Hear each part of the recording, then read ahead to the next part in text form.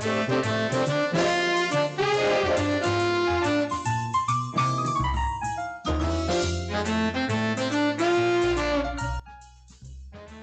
para penggemar Suyanto.id, ketemu lagi. Mudah-mudahan kita semua sehat walafiat.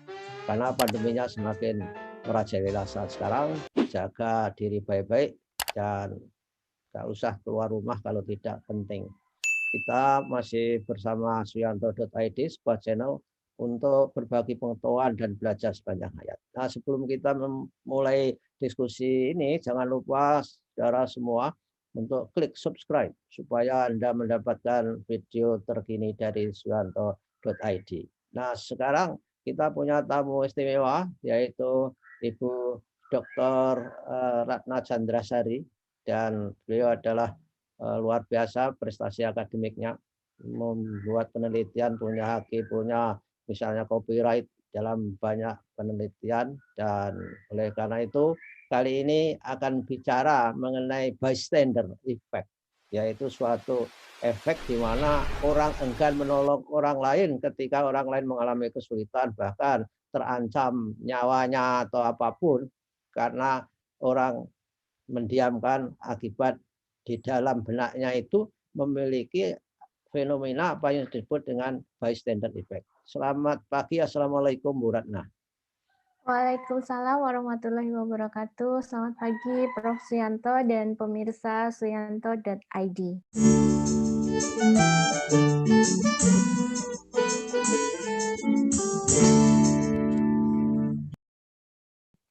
Ya, sehat-sehat ya kelihatannya. Alhamdulillah sehat. Ya, alhamdulillah. Nah, Mbak Ratna, fenomena bystander effect itu kan sebetulnya tidak baik. Dalam arti bahwa misalnya perguruan tinggi, sekolah, atau bahkan rumah tangga itu seharusnya mencegah terjadinya itu pada siswa, mahasiswa, anak, cucu, dan sebagainya. Ini bagaimana bisa terjadi itu? Silakan. Baik Prof. Bystander effect sendiri merupakan fenomena ketika individu tidak memberikan bantuan kepada orang lain dalam kondisi darurat pada saat orang lain ada di sekitar situ. Nah, Ya. jadi misalnya kita sering melihat nih fenomena, ada suatu kejadian kecelakaan ataupun hal-hal yang darurat lainnya, orang kadang malah sibuk memotret untuk diupload. Kebakaran misalnya, kebakaran malah sibuk bikin instastory tentang kebakaran itu, tapi tidak menolong karena di situ banyak orang. Jadi Ya. ada penyebabnya, ada diffusion responsibility. Dia akan berpikir ketika kebakaran itu, kan udah ada Pak pemadam kebakaran, kan udah ada warga yang lain, maka saya nggak usah nolong deh, biar ditolong yang lain, saya motret aja, Ya. dimasukkan buat update status. Nah, itu diffusion responsibility. Terus beberapa penyebab yang lain adalah social influence. Kan dia akan merasa kenapa tidak menolong di situasi genting itu, yang orang lain juga pada nonton kok, banjir misalnya, kan malah ditonton toh Prof. Yang lain cuma nonton kok, saya juga mau nonton aja. Nah, seperti itu. Terus juga yang ketiga, evaluation apprehensions, yaitu ketakutan individu kalau dia menolong akan dianggap negatif oleh orang lain Ya. gitu. Nah, seperti itu penyebab mengapa bystander effect itu terjadi. Ya, Nah, mungkin kalau di negara maju itu memang menolong orang itu nggak boleh sembarangan ya. Misalnya orang kecelakaan itu hanya ditanya saja. Mungkin itu karena by the law. Misalnya ada orang tabrak atau jatuh dari sepeda, orang datang tapi nggak menyentuh, hanya ditanya, "Are you okay?" Jawabnya, "I'm not okay." Nah, baru dia manggil ambulans. Karena kalau dia menolong, salah salah menanganinya, dia bisa masuk penjara karena you are not professional, bukan profesional menolong orang. Jadi tidak boleh. Nah, mungkin itu salah satu. Tapi kalau di negara di mana persoalan seperti itu belum menjadi norma, saya kira memang bystander effect itu terjadi di beberapa orang, saya kira ya. Itu begitu ya anunya, rumusannya. Jadi orang menolong memang harus profesional. Tapi ketika pertolongan itu sekiranya bisa dilakukan tanpa Iya. harus profesionalisme dimiliki, ya misalkan ada bayi kemudian sepatunya jatuh, kemudian Mhm. diberikan ibunya, itu kan perbuatan yang mulia saya kira. Iya. Semacam itu enggak kira-kira? Iya, Prof. Jadi, kami, melakukan sosial eksperimen gitu. Hmm, Kami mengajak beberapa mahasiswa untuk merekam suatu kejadian dengan hidden camera, hmm. dan yang memperagakan salah satunya adalah mahasiswa yang memakai, apa namanya, Truk, alat bantu jalan. ya Iya, truk. alat bantu jalan. Hmm, Dia menaiki tangga dan sambil membawa banyak buku dan jatuh, berjatuhan bukunya. Dia melakukan itu berkali-kali tetap tidak ada yang menolong, sampai 5 atau 4 kali gitu. Nah, saya juga heran padahal semua melihat dia kesulitan berjalan, buku-bukunya jatuh. Kan kan tidak apa-apa kalau kita menolong, mengambilkan bukunya dan sebagainya, dan, kemudian baru eksperimen kelima ada seseorang yang ya, menolong. Ketika sudah ada seseorang yang menolong, yang lain akan ikut menolong. Artinya fenomena bystander effect itu bisa hilang ketika ada orang yang me apa, mendahului, memulai. Iya, menginisiasi. Ya, menginisiasi untuk menolong, nanti orang lain akan tergerak untuk menolong. Nah, itu yang, fenomena bystander effect itu seperti itu, Prof. Jadi bagaimana kita bisa mendongkrak itu butuh keberanian seseorang untuk bisa, memulai, ya, menginisiasi, seperti itu. ya. Saya Dan kira itu adalah terkait dengan ini, dengan moral karakter mereka, dengan karakter moral. Itu kan merupakan pilihan. Pilihan antara berbuat dengan tidak, mengapa berbuat, apa apa motivasinya untuk berbuat, itu saya kira penting untuk dipahami. Saya kira agama itu juga punya kontribusi kalau mau memperkecil bystander effect itu. Karena orang menolong, karena manusia itu sebaik-baik manusia adalah yang bermanfaat bagi orang lain. Nah, kalau ajaran ini diberikan, menurut Mbak Ratna bisa nggak kira-kira mengurangi bystander effect itu di level manapun? Iya, tentu saja. Itu terkait dengan moral karakter. Jadi ketika kita terbiasa di rumah misalnya diajarkan untuk bisa berempati dengan orang lain, dan kita melihat fenomena yang bisa kita bantu di lingkungan kita, dan kita memulai untuk menginisiasi membantu, maka orang lain pun akan tergerak untuk membantu. Nah, Nah, sebenarnya fenomena bystander effect ini tidak hanya muncul di lingkungan, misalnya lingkungan umum begitu ya, Prof, tapi juga muncul di lingkungan kerja. Itulah kenapa banyak sekali instansi-instansi, misalnya dulu kita pernah heboh dengan kasus Gayus yang pegawai pajak udah punya ya, triliun-triliun aset gitu ya, dan sudah lama praktek praktek itu terjadi, tapi semua orang di lingkungannya mendiamkan saja gitu.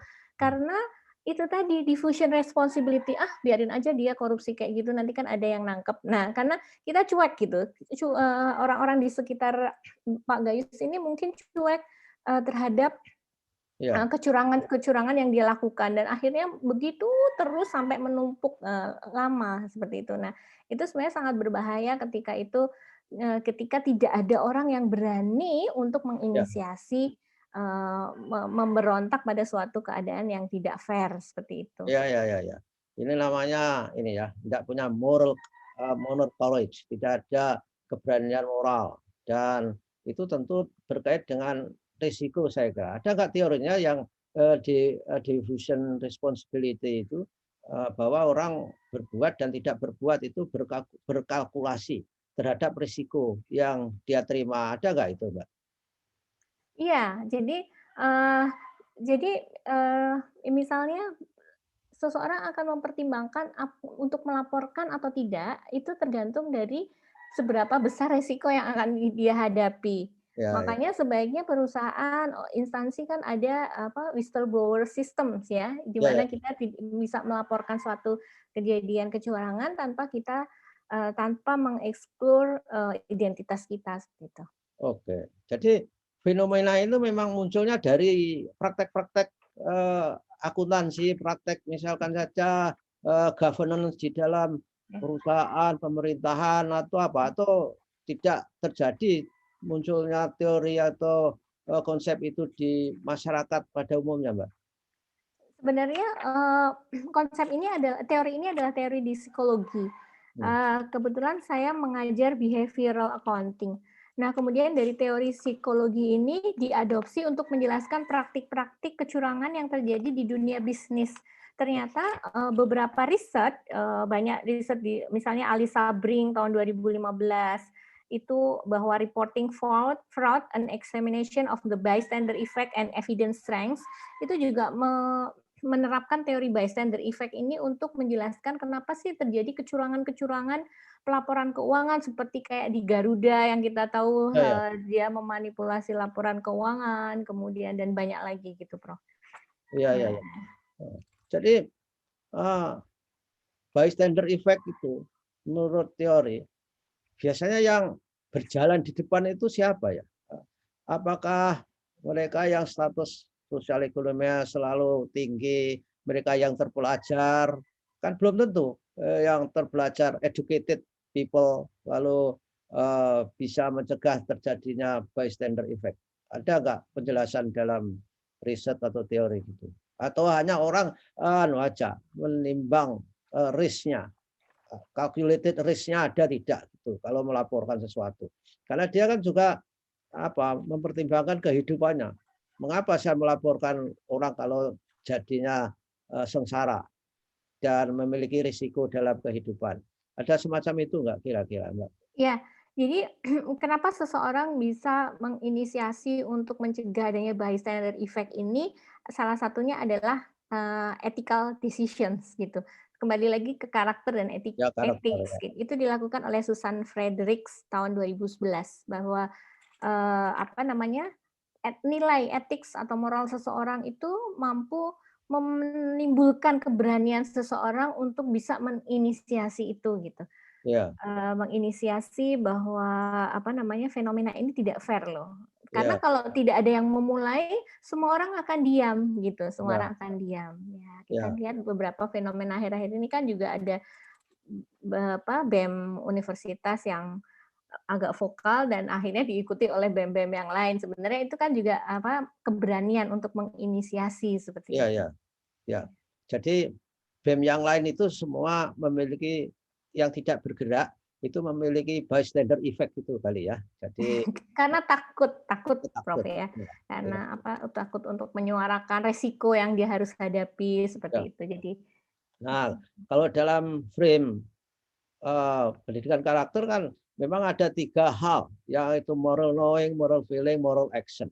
Jadi yang bystander effect itu punyanya itu mungkin hanya moral knowing, hanya knowing. tahu, ya, hanya tahu Ya, bahwa ya. sesuatu itu Nggak baik, baik. buruk, Ya, tapi nggak doing something. Itu ya, mungkin di kawasan itu mungkin dia kan ya, ya. nggak ada action.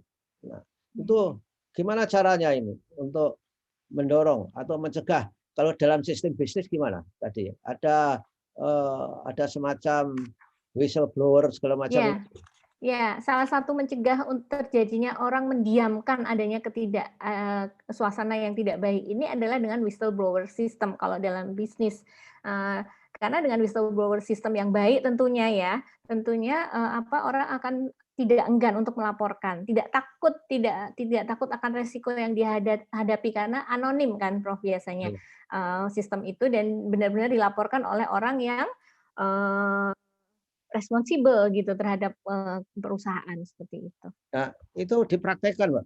Kalau whistleblower dalam perusahaan itu sampai sekarang. Dipraktekkan, Prof. Oh, ada ya. Whistleblower system, iya. Saya nggak Oh, tahu ya kalau universitas sudah ada belum ya, Prof, kalau whistleblower ya. system. Saya Universitas rasa perlu juga ya, ya, ya. Universitas channel untuk ada itu. tapi tidak terlalu jelas. Semua di universitas itu kan mengandalkan lembaga atau institusi yang real seperti misalnya senat itu tugasnya ngawasi. Oh iya. Tapi kalau yang anonim itu saya kira tidak diinstitusikan. Kalau di perusahaan kan memang itu sengaja di-create ya untuk Ya, membuat good governance dari good governance. ya, Salah satu penilaian good governance kan ada whistleblower system gitu. Jadi Oh gitu apakah di ya. perusahaan itu sudah menerapkan itu gitu, karena agar orang nggak ketakutan untuk melaporkan adanya fraud di perusahaan. Seperti Dan itu. itu menjadi komponen penting. Misalkan kalau Komponen kita penting. mau go public, Ya. mau melakukan IPO misalkan, Ya. lalu apakah dilihat ada whistleblower system enggak untuk Iya, karena menentukan? sal Ada. salah iya, salah satu penilaian, IPO Go Public kan, apa namanya, good governance ya, Prof. Salah satunya adalah transparansi dan accountability yang itu bisa dinilai dengan whistleblower system yang diterapkan di perusahaan. Oke, ya. Dan apa atau bagaimana apa komplain handlingnya, misalnya Ya, dari konsumen. masyarakat itu salah satu mungkin untuk supaya tidak freeze perusahaan itu ke dalam fenomena whistleblower. Ada nggak fenomena yang sangat-sangat luar biasa bekerjanya whistleblower dalam dunia bisnis, Pak? Ada itu? Ada nggak? Oh, iya ada, Prof. Kayak Enron, runtuhnya Enron, kemudian WorldCom itu the largest telecommunication companies in the world ya, paling besar di dunia gitu. Nah, itu juga terungkapnya juga kan ada whistleblower. Jadi, manipulasi yang dilakukan di perusahaan itu dilakukan oleh elit-elit company gitu. Nah, Oke. siapa sih yang berani ngelawan sama CEO gitu kan kalau Ya, ya, misalnya ya. dia bekerja di perusahaan ternyata CEO-nya yang, korup gitu, siapa yang berani? Nah, kalau kita karyawannya pasti takut kan, Prof, nanti takut Ya. di-PHK dan sebagainya. Maka, dengan adanya whistleblower system ini bisa terungkap gitu kasus-kasus yang besar seperti itu. Oh ya, memang terjadi itu kalau nggak ada whistleblower, perusahaan KKN menaruh misalkan menaruh saham, beli saham, walaupun sahamnya nggak berprospek itu terjadi itu karena Iya, nggak iya. bekerja whistleblower ya kan? Ya, salah manajemen aset seperti yang terjadi di beberapa perusahaan asuransi BUMN kan juga misallocations aset, ya kan, Prof? Jadi Ya, ternyata apa, dana yang terhimpun itu dialokasikan di saham-saham yang tidak performance bagus gitu. ya. Kalau ada whistleblower aja mungkin tercegah itu. Tapi Iya. mungkin musuhnya whistleblower itu adalah kepentingan politik, Pak. Kalau dalam dunia Iya. bisnis dimanapun ada itu saya kira. Nah Ada. itu, iya Prof, sangat. Jadi makanya bagaimana menciptakan sistem whistleblower yang tidak menyebabkan si pelapor ini merasa tertekan dan takut. Makanya ada, apa, anonim, terus kepada siapa dia harus melaporkan. Misalnya kepada komite etis independen yang dia di luar perusahaan itu dan independen terhadap kepentingan politik maupun kepentingan perusahaan sendiri gitu. Jadi kan tergantung sistem yang mereka develop gitu kan. Kalau orang sistem whistleblower system ada, tapi ngelapornya ke CEO. Nah, nanti kalau CEO-nya yang korup gimana? Nah, kan malah Ya. orang jadi takut gitu. Jadi bagaimana kita membuat sistem itu menjadi orang tidak takut untuk melapor misalnya kepada komite etis yang itu independen, tidak terpressure oleh CEO, tidak terpressure apa namanya, pihak-pihak, politis misalnya, nah itu orang menjadi, "Oh ya, aku tenang deh kalau ngelaporin," gitu. Iya. Wah, itu kalau perusahaannya nggak sehat sekali, nggak akan menciptakan itu Iya, dalam nggak berani, Prof. berani karena Iya, itu kepentingan orang elit masalahnya. iya, Jadi iya. elit perusahaan itu Mmm, dan sangat menentukan. Itu ibaratnya eh, whistleblower yang nggak yang takut itu ibaratnya apa metafora. Bagaimana tikus itu supaya aman dari terkaman kucing. Lalu uji. rapatlah si tikus-tikus itu. Diambil keputusan supaya kita aman dari terkaman kucing. Mari kucing-kucing itu diberi kelinting. Jadi begitu datang kelinting-kelinting kita lari. Ya diputuskan, gitu. Tapi begitu sudah diputuskan menjadi keputusan, siapa sekarang yang naruh kelinting di kucing itu? Nggak ada yang berani. Jadi Iya, artinya keputusannya iya, itu tidak mungkin terjadi karena sistem whistleblower-nya itu iya, adalah nggak tidak bagus. aman, Iya, tidak tidak menjamin keamanan sama sekali. Nah, iya.